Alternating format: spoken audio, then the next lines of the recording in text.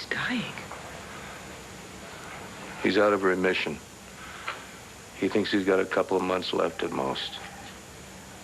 Months? Viki, all these choices he's been making, everything he's been doing, it was all done to protect you. He couldn't stand the idea of putting you through the ordeal of watching him just waste away. Oh, God, Sloan. That's why he made up that cock and bull story about having fallen in love with Beverly Crane. He asked an old friend to help him convince you, and she couldn't refuse. Wait a minute, how do you know all this? He didn't tell you. No, Cassie. I managed to pry it out of her when I realized that Larry was somehow covering up for Sloan. At the time, I didn't know about what. Anyway, Cassie was so upset that she couldn't keep the secret any longer. Cassie, so Andrew knows, and Larry, and Beverly, and you. All these people know, and nobody says anything. Larry couldn't say anything because of the oath. You know, the doctor-patient thing. And his family. Sloan made keeping the secret his final wish, his last request. They couldn't say no. But what about you? I mean, what is your excuse? You knew what I was going through, and you never said anything. I wanted to. What stopped you? Sloan. Sloan stopped me. After I talked to Cassie, I went to see Sloan to try and convince him to tell you the truth. And what did he say? He convinced me. He convinced me that it wasn't my place, Viki.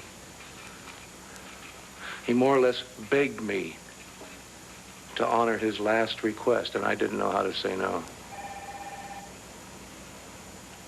And that's why you kept the truth from me, because Sloan asked you to. Not entirely. What? I said not entirely. That's not the whole reason. I went along with Sloan.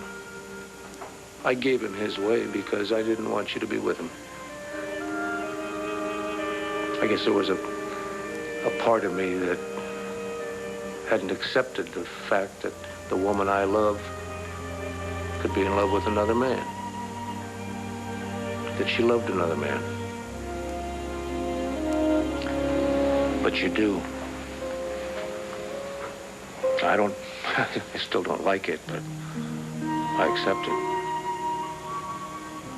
I never should have lied to you in the first place. I mean, last request or no, you had a right to know the truth. And now you do. Oh, yes, now I do. I hope you can forgive me for this. I really do.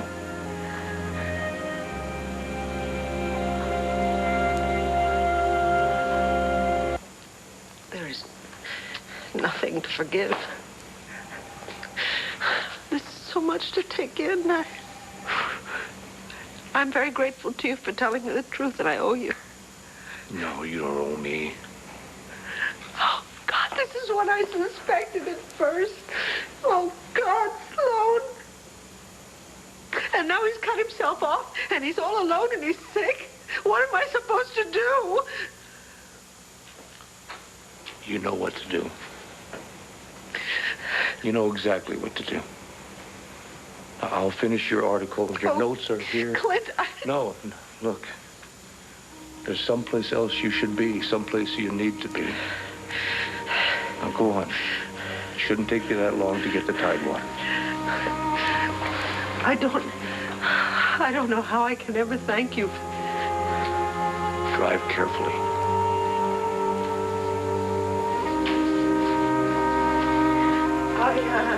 I will do my best. Clint. You take care. Go on. Sloan needs you. I'll see you when you get back. Thank you for everything. Don't bother coming all the way up, Bev. I'm all packed and ready to go. Sloan.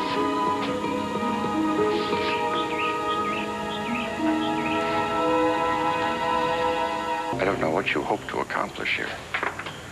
I have a pretty clear idea. You shouldn't be here. It's inappropriate. Beverly and I are leaving. We're going first to be married and then leaving for our honeymoon. No, that's that's not where you're going. You're not going to marry Beverly because you don't love Beverly. Why can't you just accept things as they've happened? I know it's not what you hoped for. It's certainly not what either one of us expected. Sloan, I know the truth. I know why you broke off our engagement. Please, Viki, don't make this any more difficult. You're out of remission. Your cancer is back. I am right, aren't I?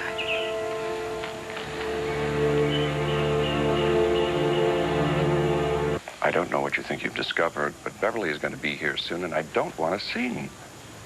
I know the truth, Sloan. I know you're out of remission.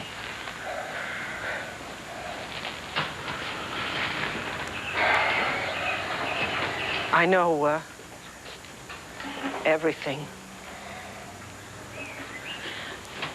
And I know that you didn't want to subject me to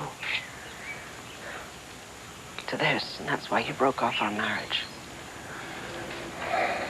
I don't want to be rude, but I really have to go. Where are you going with the suitcases? It's not to marry Beverly. It saddens me that you have to delude yourself about this whole thing. Sloan, I know. Clint told me. What does Clint know about my medical condition? And what right does he have to butt in? He's not my doctor, for God's sake. He doesn't know anything about me. He knows because you told him.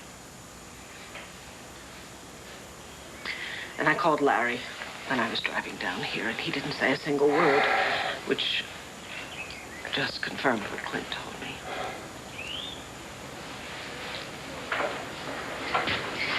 You're not going to leave without your medications, are you? They're empty. But a lot of pills. And how many rounds of chemotherapy have you been through already? Darling, I'm not trying to be especially difficult, but I do need to hear the truth from you.